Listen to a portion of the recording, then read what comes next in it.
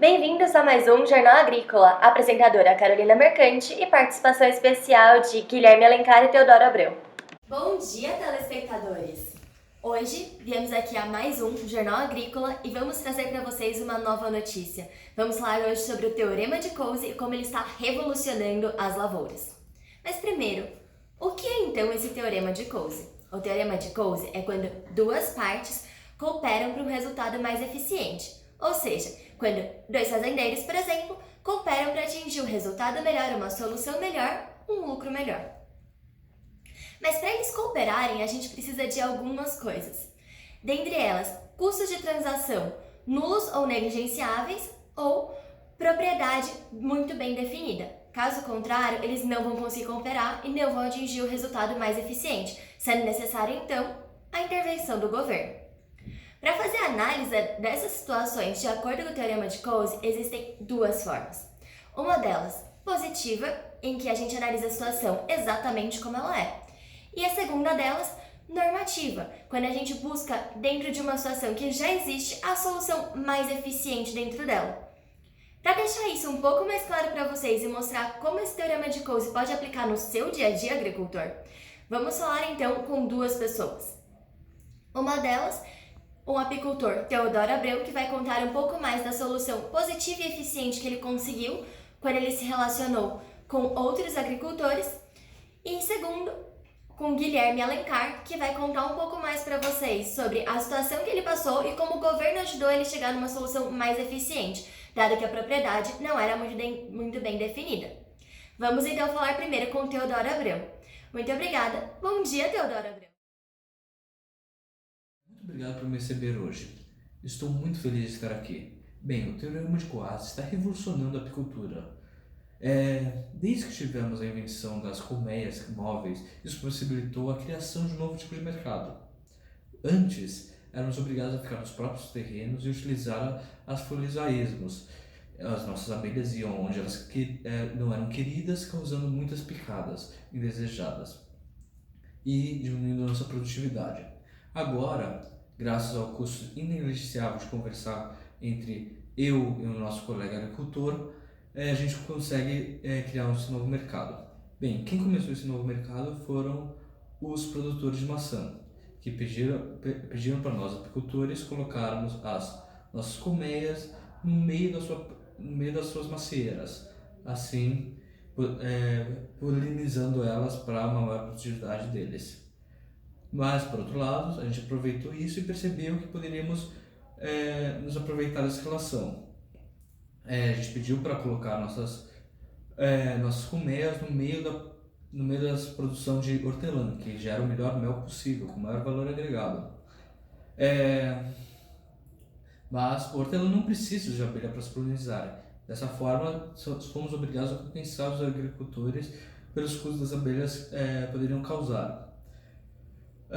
Para precificar essa geração de mel de hortelã, temos que levar em conta quanto nós, apicultores, nos beneficiamos do valor agregado e quanto os agricultores perdem em produtividade de colocar as colmeias no meio da plantação. Assim chegamos que o preço pago aos agricultores deve ser maior que os custos dele, do mesmo modo deve ser menor que o nosso benefício.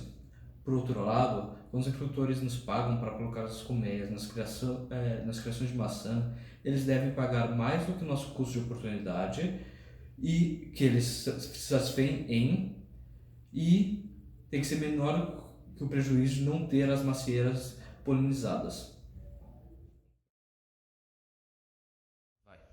Obrigada, Teodoro. Foi um prazer recebê-lo aqui. Como vocês conseguem ver, a situação do Teodoro foi muito positiva. Então, ele, como apicultor, conseguiu se comunicar com os fazendeiros que tinham essas diversas plantações e chegaram a um resultado mais eficiente. E de acordo com o Teorema de Coase, isso só foi possível por aqueles dois motivos. Os custos de comunicação eram nulos e as propriedades das abelhas e do terreno eram muito bem definidas, fazendo com que, de forma simples, eles chegassem na solução mais eficiente e trouxesse maior lucro e benefício para ambos. Mas agora a gente vê uma situação em que isso realmente não ocorreu. Só passou a ocorrer a partir da intervenção do governo na situação. Vamos falar então com o Guilherme Alencar, que vai contar um pouco de toda a situação que ele passou, o prejuízo que ele levou, para então entender como seria chegar nessa situação mais eficiente. Bom dia, Guilherme.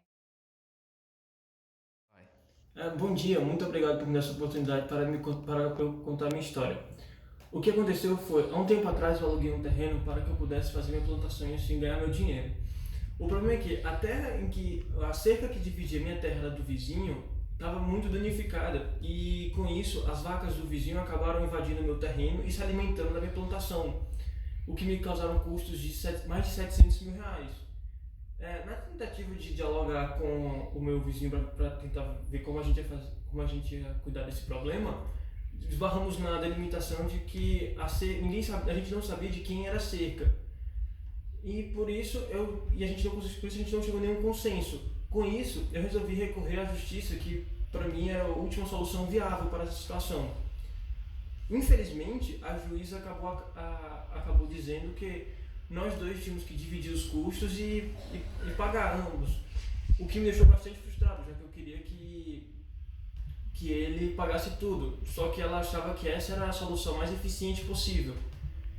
Então, acabamos que eu paguei metade dos custos e ele pagou outra metade. Agora, ele ficou com a cerca, já que eu estou apenas alugando a terra, e eu pago uma quantidade X para ele, para que ele possa poder cuidar da manutenção.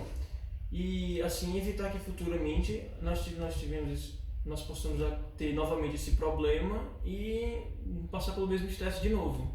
Obrigado pela oportunidade. Muito obrigada, Guilherme. Foi um prazer recebê-lo.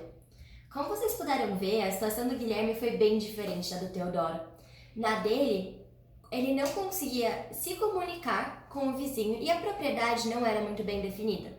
Nenhum dos dois, durante a comunicação, sabia qual deles era o real responsável pela cerca que delimitava os dois terrenos. Sendo então necessário a entrada do governo. O governo precisava participar para decidir quem seria o responsável pela cerca e quem seria o responsável por arcar pelos custos do prejuízo de Guilherme. O governo, fazendo uma análise não positiva, mas sim normativa, chega então na solução mais eficiente, de que a cerca é responsabilidade de ambos, um deles pagará para o outro metade dos custos da cerca e também metade dos prejuízos causados caso a cerca não seja bem definida e bem construída.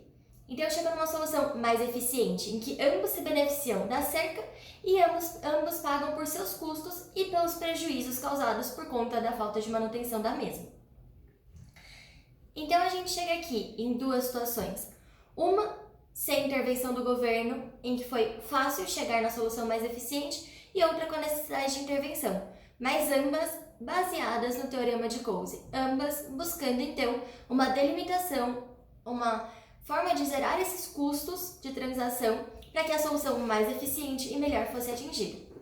Fechamos aqui por hoje esse nosso jornal. E mais pra frente temos mais notícias, mais jornais. Fiquem ligados na nossa página, fiquem ligados no nosso site. Muito obrigada, foi um prazer. Até mais. Nossa, quase me esqueci. As histórias foram baseadas em fatos reais, tiradas do BBC Brasil e Circuito Mato Grosso. Mas elas foram adaptadas artisticamente, alguns números foram alterados para ficar um pouco mais visível e um pouco mais divertido para os telespectadores. Muito obrigada de novo e tenham um ótimo dia!